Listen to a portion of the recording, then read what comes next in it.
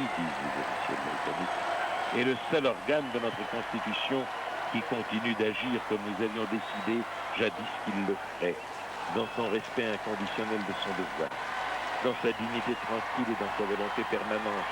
La reine a représenté depuis 30 ans ce qu'il y a de meilleur dans le caractère du peuple britannique, et nous pensons que le prochain roi, c'est-à-dire Charles, fera de même. Mais oui, sans vouloir user de grands mots, l'événement est grand, les mots ne font que le souligner.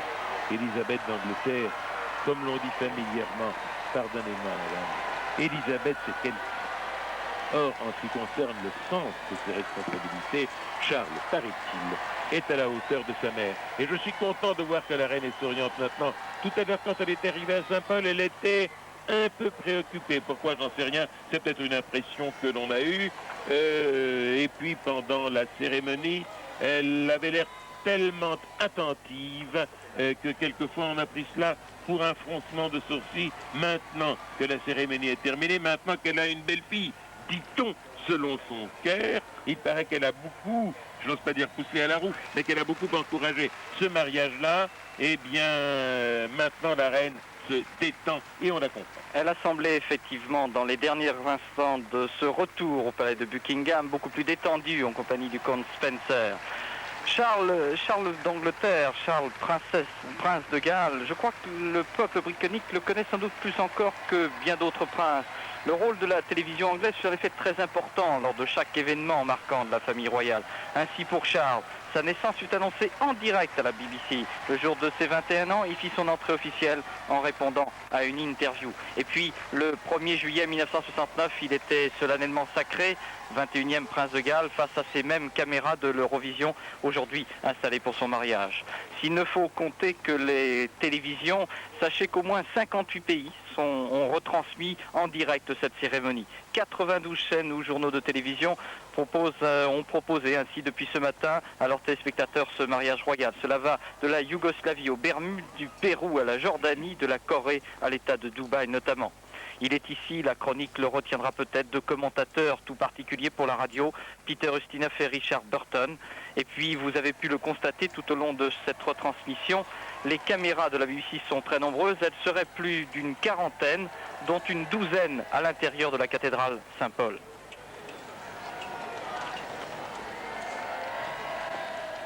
Charles est venu en France avant même que de naître. Élisabeth, qui était à l'époque encore princesse, se rendit à Paris en 1947 avec Philippe en visite officielle. Ce fut pour tous les deux une épreuve nerveuse. À l'Arc de Triomphe, Élisabeth faillit s'évanouir, dit-on. Ce malaise était moins provoqué par ses nerfs que par l'attente de son premier enfant.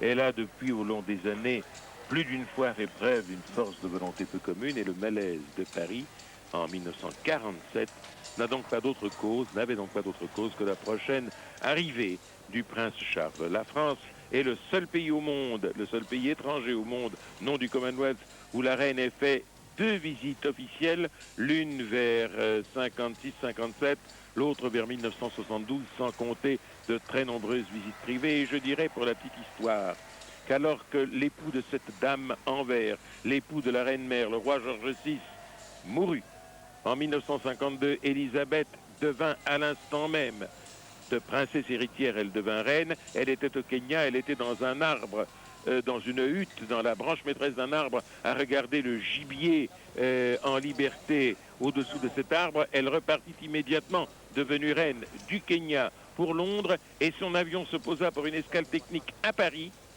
Et donc, la Élisabeth, devenue reine d'Angleterre, a atterri en France avant d'atterrir en Angleterre. Toutes les dames de la famille royale, vous venez de voir la princesse Anne, la duchesse de Gloucester, les princes et les ducs de Gloucester, les princes et la duchesse et les princesses de Kent, et tous les membres juniors, comme l'on dit, de la famille royale, avec le capitaine Mark Phillips, que l'on peut reconnaître, que l'on a pu reconnaître à son uniforme, le capitaine Mark Phillips, qui n'a toujours pas voulu accepter de titre héréditaire et dont les enfants ne sont toujours pas Altesse royale.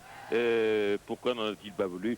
Ma foi, c'est lui qui le décide. Et puis, la famille royale, les derniers membres de la famille royale continuent d'arriver en même temps que les hauts dignitaires de la cour. Alors maintenant, que va-t-il se passer?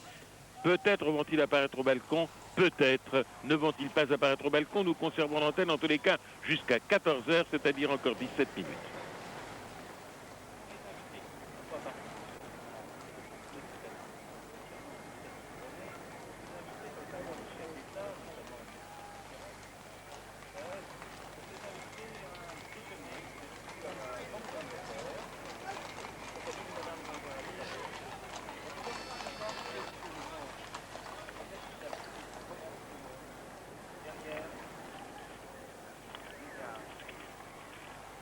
Ah, je crois que nous allons avoir droit au balcon.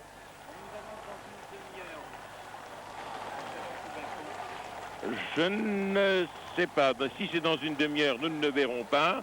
On le verra sans doute au journal télévisé de ce soir. Ou alors on le verra en résumé lorsque nous reprendrons l'antenne à 17h, heure de Paris. Les mains partout portent des couronnes et une décoration de cordelettes d'or. Les caméras sont partout. Des fleurs de 12 pieds de hauteur partout. La couronne, le dôme de Saint-Paul. On hésite, on attend. L'émission de la télévision britannique, elle, est terminée. L'émission pour l'Eurovision continue. Nous revoyons Saint-Paul avec l'architecture un peu composite, ce palais en forme de croix latine, plus qu'une église. Nous revoyons l'Arche de l'Amirauté et nous allons, je pense, voir comment la foule va suivre le mâle pour descendre, pour déferler, si la police le lui permet, vers Buckingham Palace. Et c'est le chemin, ce mâle, cette avenue du mâle, que le roi Charles a suivi pour sa dernière promenade juste avant sa décapitation. Mais si l'Angleterre a guillotiné son roi, a décapité son roi il y a 300 ans, ensuite elle s'est rattrapée et elle n'a eu pour ses monarques que déférence, qu'amitié et très souvent admiration, parce que les monarques, qu'il se fût agi de la reine Victoria ou de son fils George V ou du deuxième fils de celui-ci, George VI, ont toujours placé leur devoir royal avant tout le reste. Et pour en revenir au prince Charles et à son amour et à la naissance de son amour pour la princesse de Galles, il faut tout de même rappeler ceci, c'est-à-dire qui est à l'origine de cette journée. La presse britannique a toujours été très prodigue en articles sur le prince de Galles. Je songe aux innombrables échos, critiques, conseils, remontrances, aux remarques quelquefois osées, salaces dont les écotiers ont abreuvé Charles chaque fois que celui-ci avait une nouvelle conquête, et il en a eu beaucoup. Alors lorsqu'apparut dans sa vie en septembre 80 Diana Spencer, les journaux britanniques à gros tirage se mirent à les traquer et à les matraquer. Dès octobre, Diana ne pouvait plus faire un pas sans avoir à ses trousses des écotiers dont le métier évidemment est de savoir et de faire savoir, mais ils agissaient avec une âpreté dans l'indiscrétion dont on n'a pas encore l'habitude chez nous, dont on n'a pas idée en tout cas. Or à l'époque, les deux jeunes gens n'avaient pas décidé de la cérémonie d'aujourd'hui. En réalité, on ne peut pas se marier à la légère quand on est prince de Galles. Aucune erreur n'est permise. Il doit d'emblée faire le juste choix. Donc réfléchir dans le calme à toutes les conséquences personnelles, sociales et même politiques que son mariage peut avoir. Regardez, vous voyez sur l'écran, vous avez vu sur l'écran depuis 2 heures, tout ce que cela soulève comme déferlement de popularité, c'est un fait social. Hélas, ce fut au contraire une véritable chasse. Charles, qui se déplaçait beaucoup à l'étranger, prit alors l'habitude, en revenant à Londres, de sauter chaque fois immédiatement sur le terrain même, de l'avion protégé par la police, comme ici la foule, de l'avion dans sa voiture pour foncer par des chemins détournés vers les lieux où il rencontrerait Diana, mais déjà les paparazzi, dans cette chasse au prince, l'avaient suivi à fond de train, dans des voitures aussi rapides, et une horde pétaradante arrivait dans des villages où Charles et Diana devaient constater qu'une fois de plus, leur projet d'être seuls chez des amis intimes avait avorté. Alors, se considérant en état de légitime défense, et n'ayant pas la possibilité de faire appel à autant de police qu'aujourd'hui sur cette image, ils eurent recours à des subterfuges compliqués, au truc des fausses pistes, à des rendez-vous à bord du train royal arrêté en rase campagne en pleine nuit. On dit que les amoureux sont seuls au monde certainement pas cela. Contre les véritables meutes qui se formaient, le service de protection rapproché du prince intervenait et ça déchaîna plusieurs fois des bagarres. Aujourd'hui, il n'y en aura pas, tout est bien ordonné. La reine, qui a pourtant toujours le contrôle de ses nerfs, nous l'avons dit ce matin à plusieurs reprises, fit une colère terrible contre un photographe qui avait escaladé les murs d'une de ses propriétés pour prendre le cliché de sa vie. Charles devenait enragé d'être suivi, pourchassé, traqué comme un suspect. Il y eut ainsi 1 ou 2 semaines de guerre ouverte et il faut rendre cette justice à Diana, qu'elle supportait l'attitude de ses pourchasseurs mieux que Charles. En fait, je suis sûr, voyez-vous, que si les 2 jeunes gens s'étaient sentis moins gibiers, s'il n'y avait pas eu tout ce stress, ils auraient pris leur décision plus tôt. Nous aurions assisté à ce mariage plus tôt. Et c'est à cela qu'ils ont dû penser en remontant tout à l'heure avant d'arriver à cette arche de l'amirauté en passant par Fleet Street.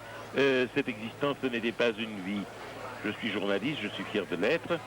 Je comprends qu'on veuille avoir un scoop, une information inédite, une photo non encore parue, mais j'imagine tout ce qu'ont dû supporter ces 2 jeunes gens qui viennent de faire bénir leur union et qui vont recevoir maintenant l'hommage de toute cette foule qui a attendu pendant 48 heures quelquefois dans la rue, de cette foule qui va acclamer son futur roi et sa future reine, de cette foule qui, il faut bien dire les choses comme elles sont, cela crève les yeux, cela crève l'écran, ils les aiment. Alors, laissons-les les aimer.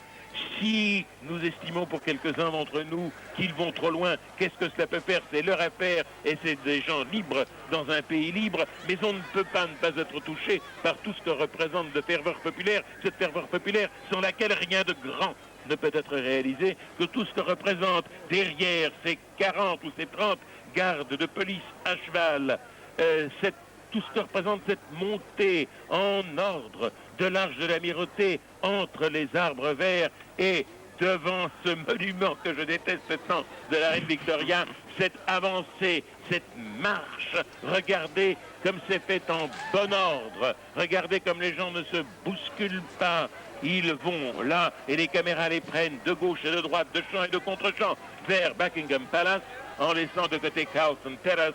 C'est non loin d'ici qu'habita le général et Madame de Gaulle, qu'ils habitèrent durant la guerre. Et regardez-les, ils vont sans hâte, paisiblement. Ils ont contenu leur enthousiasme depuis 5 minutes.